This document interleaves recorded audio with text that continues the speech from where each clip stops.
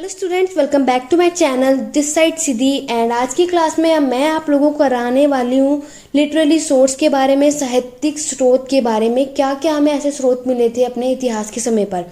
इससे पहले मैं आप लोगों को ऑलरेडी आर्कियोलॉजिकल सोर्स करा चुकी हूँ। अगर आपने वो वीडियो ना दी है तो लिंक डिस्क्रिप्शन में जाइए और चेकआउट कीजिए कि ऐसे कौन कौन से सोर्सेज हमें इतिहास के समय पर मिले थे, जितने कि हम लोगों को बातें पता चली कि हमारे इतिहास के टाइम पर कौन सी घटनाएं घटित हुई थी। क्लियर हो गया?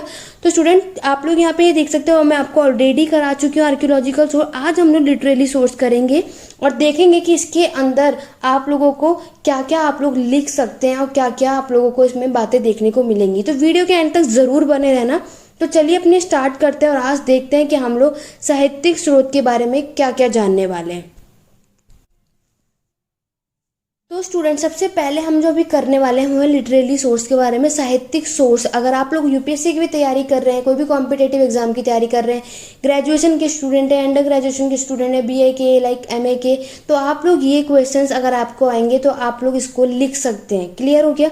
तो चलिए देखते हैं कि इसमें आपको क्या क्या बातें ध्यान देनी है। तो स्टूडेंट सबसे पहला पॉइंट आप लोग देख सकते हैं कि the ancient Indian literature is mostly religious in nature.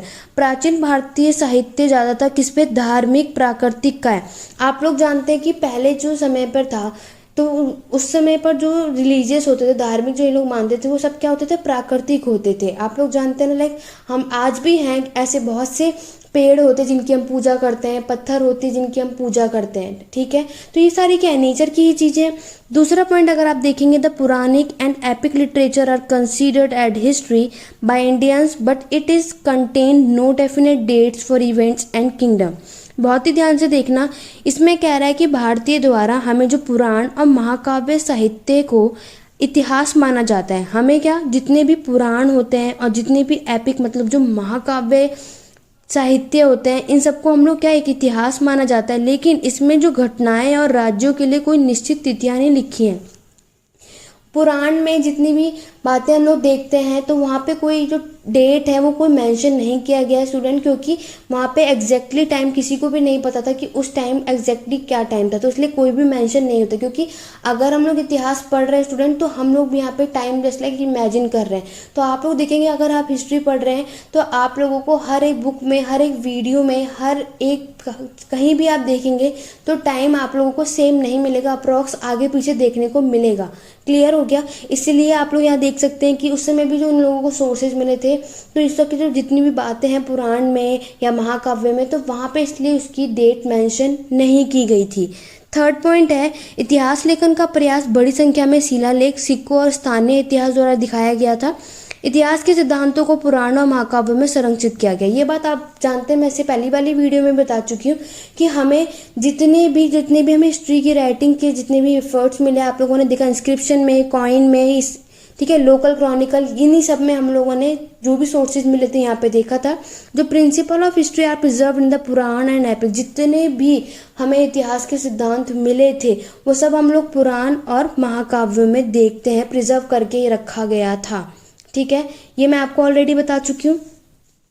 Next कह रहा है कि पुराण और महाकाव्य राजाओं की वंशावली और उनकी उपलब्धियों का वर्णन करते हैं, लेकिन उन्हें कालानुक्रम क्रम में व्यवस्थित नहीं किया गया है। उसने बोला जितने भी पुराण और एपिक नरेट्स हैं, जितने भी महाकाव्य हैं, ठीक है, उसमें और जितनी भी उनकी जितने भी राजा हैं और उनके अचीवमेंट्स हैं, बट उन लोगों को क्रॉनिकल ऑर्डर में उनको अरेंज नहीं किया गया है। क्योंकि उस टाइम पे लोगों को श्योरिटी नहीं थी कि कौन सा राजा पहले आया था, कौन सा बाद में, तो इस वजह से उन्होंने ना ही डेट मेंशन की है और ना ही उनको क्रोनोलॉजिकल ऑर्डर में लगाया है।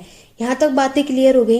नेक्स्ट देखेंगे, नेक्स्ट यहाँ पे कह रहा है कि वैदिक लिटरेचर, हम लोग जानते हैं, हम लोगों ने वैदिक साहित्य के बारे में कि वो कौन सी 4 वैदिक साहित्य होती हैं, ऋग्वेद, यजुर्वेद और सामवेद और अथर्ववेद। ये 4 हमारे वैदिक साहित्य होती हैं जो हमने पढ़ी है। और इन सबको भी मैं आगे अपनी वीडियो में बहुत, जब हम वैदिक पीरियड पढ़ेंगे स्टूडेंट, तब मैं आपको इनको बहुत ही डिटेल में पढ़ाऊंगी। क्लियर? अभी हम सोर्सेज पढ़ रहे हैं तो यहीं तक सफिशिएंट है। नेक्स्ट वन देखेंगे, हम लोगों के यहाँ पाणिनि द्वारा लिखित अष्टाध्यायी 8 अध्याय व्याकरण पर एक पुस्तक है जो सूत्र में लिखने की कला पर उत्कृष्ट जानकारी देता है। आप लोगों ने देखा है कि हम लोगों ने जो एक चैप्टर यहाँ पे लिखी थी, किसने लिखी थी? पांडनी ने लिखी थी। यह क्वेश्चन आपके एग्जाम में पूछा जाता है। तो ये पांडनी ने जो ये बुक लिखी थी, क्या लिखी थी? अष्ट अध्याय, मतलब इसमें 8 अध्याय देखने को मिलते हैं। उसमें क्या था? That give excellent information on the art of writing in सूत्र। तो वहाँ पे हम लोगों को जितने भी राइटिंग की कला है वो देखने को मिलती है। Next one is the later Vedic literature include, जो बाद में वैदिक लिटरेचर है, जो बाद में वैदिक साहित्य आए थे, वो कौन कौन से थे? ब्राह्मण, आरण्यक और उपनिषद शामिल हुए। ठीक है, तो ये बाद के वैदिक लिटरेचर जो हमें देखने को मिले थे। फिर ये कह रहा है कि ब्राह्मणों में वैदिक कर्मकांडों का वर्णन मिलता है। तो यहाँ पे क्या वर्णन क्या मिलता है कि ब्राह्मण गिव अ डिस्क्रिप्शन ऑफ वैदिक रिचुअल्स। उसके बाद हम लोग रिचुअल्स, मतलब अब ये कुछ रिचुअल्स फंक्शंस परफॉर्म करने लगे ब्राह्मण्स लोग। ठीक है, आप लोग ये जानते हैं कि ब्राह्मण्स को वहाँ पे क्या सुपीरियर माना जाता था उस टाइम पे। एक यही सबसे ज़्यादा ज्ञानी लोग थे, स्कॉलर्स थे, इंफॉर्मेटिव थे, जिन्होंने पढ़ना लिखना आता था, संस्कृत की ज्ञान था। तो वो कौन थे? ब्राह्मण्स थे। तो इन्हीं से सब कुछ सीखा जाता था, रिचुअल्स इन्हीं से करवाया जाता था। फिर कह रहे हैं आर्यंस और Upanishad give speeches on different spiritual and philosophical problem. ठीक है, अभी आप लोगों ने यहाँ ब्राह्मण तो देख लिया, तो ये ब्राह्मण की बातें बता दी, बट जो आरण्यक और उपनिषद जो लोग थे, ये लोग क्या करते थे? अलग अलग आध्यात्मिक और दार्शनिक समस्याओं पर भाषण देते थे। ये लोग क्या करते थे? जितनी भी आध्यात्मिक, मतलब स्पिरिचुअल और फिलोसफिकल प्रॉब्लम से रिलेटेड जितनी भी स्पीच होती थी, ये दोनों क्या करते थे? उस पर स्पीच देते थे। नेक्स्ट है, ये आप लोग जानते हैं कि पुराण जितनी संख्या है वो कितनी है? 18 है। मुख्य रूप में से ऐतिहासिक विवरण देता है। तो हम लोगों ने देखा था कि हमारे जो पुराण हैं वो कितने हैं? वो 18 हैं। ये भी आपसे ऑब्जेक्टिव टाइप क्वेश्चन में पूछा जाता है कि टोटल पुराण कितने हैं, तो आपका राइट आंसर क्या होगा? 18, 18। फिर कह रहा है कि महाभारत और रामायण दो हमारे क्या है? ऐतिहासिक महत्व महाकाव्य है। ये बात आप लोग जानते हैं क्योंकि यही लिटरेरी सोर्स हमें उस समय मिले थे, रामायण और महाभारत। नेक्स्ट फिर ये है कि जैन और बुद्धि literature has been written in Prakrit and Pali language. तो स्टूडेंट आप लोग ने जानते हैं ये बात की इतिहास के समय पे सबसे पहला जो धर्म आया था वो बुद्धि से, बौद्ध धर्म और जैन धर्म में आया था। तो जैन धर्म में प्राकृत लैंग्वेज और बुद्धिज्म में पाली लैंग्वेज में आप जो साहित्य लिखा गया था वो प्राकृत और पाली भाषाओं में लिखे गए थे। प्रारंभिक जैन साहित्य ज़्यादा प्राकृत भाषा में लिखे गए। ये आपको याद रखना है, जितनी भी जैन साहित्य थी वो प्राकृत लैंग्वेज में लिखी गई थी। ये क्वेश्चन भी आपसे पूछा जाता है one type objective type question में कि जो जैन लिटरेचर है वो प्राकृत में लिखी गई, पाली में, संस्कृत में, तमिल में। तो आप लोगों को पता होना चाहिए, बहुत सारे बच्चे यहीं कंफ्यूज आते हैं। तो याद रखना स्टूडेंट, जो प्राकृत लैंग्वेज है वो जैन लिटरेचर में लिखा गया था। क्लियर हो गया? प्राकृत लैंग्वेज एक फॉर्म है किसकी? संस्कृत लैंग्वेज की ही, उसी का ही एक रूप है। फिर ये कह रहा है जो पाली लैंग्वेज है was a form of Prakrit language. ठीक है, पाली जो आपकी पाली भाषा है वो भी क्या है? प्राकृत भाषा का ही एक रूप है, जिसका प्रयोग कहाँ पे किया था? मगध में किया गया था। ठीक है, मगध के समय पर यह किया गया था।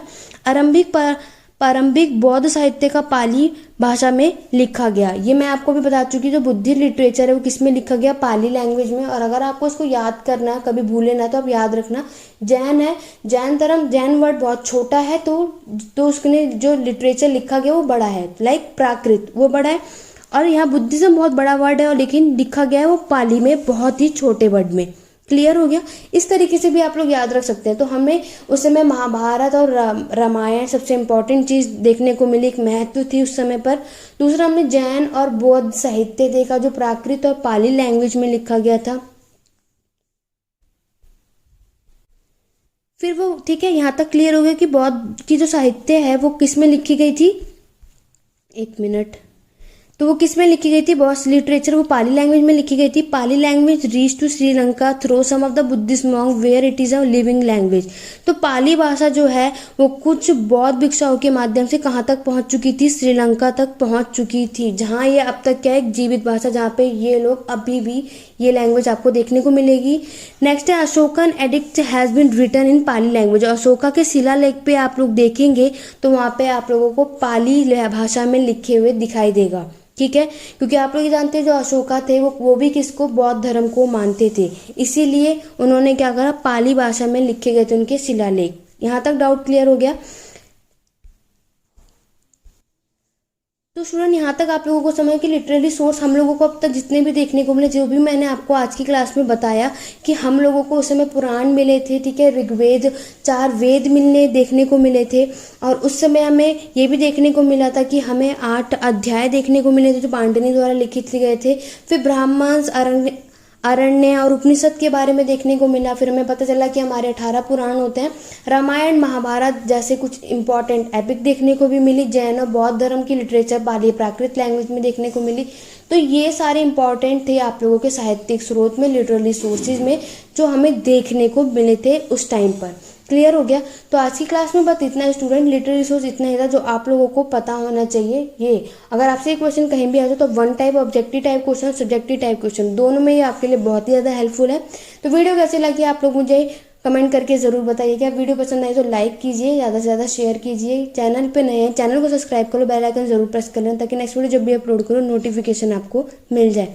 कोई भी डाउट, कोई भी क्वेरी हो, लिंक डिस्क्रिप्शन में, टेलीग्राम चैनल को ज्वाइन कीजिए। PDF चाहिए, टेलीग्राम चैनल को ज्वाइन कीजिए स्टूडेंट, लिंक डिस्क्रिप्शन में दिया हुआ है। तो मैंने आप लोगों को ये 2 वीडियो में कंप्लीट करा दिया आप लोगों के इंपॉर्टेंट सोर्सेज जो आप लोगों को देखने को मिले। इसके बाद हम जो फॉरेनर ट्रैवलर्स के थ्रू जो हमें स्रोत देखने को मिलते, सोर्सेज देखने को मिले थे, वो मैं आपको नेक्स्ट वीडियो में कवर अप कराऊंगी। उसके लिए मेरे चैनल पर बने रही, चैनल को सब्सक्राइब कर लीजिएगा। ओके, तो आज की क्लास में बस इतना ही। Thank you for watching.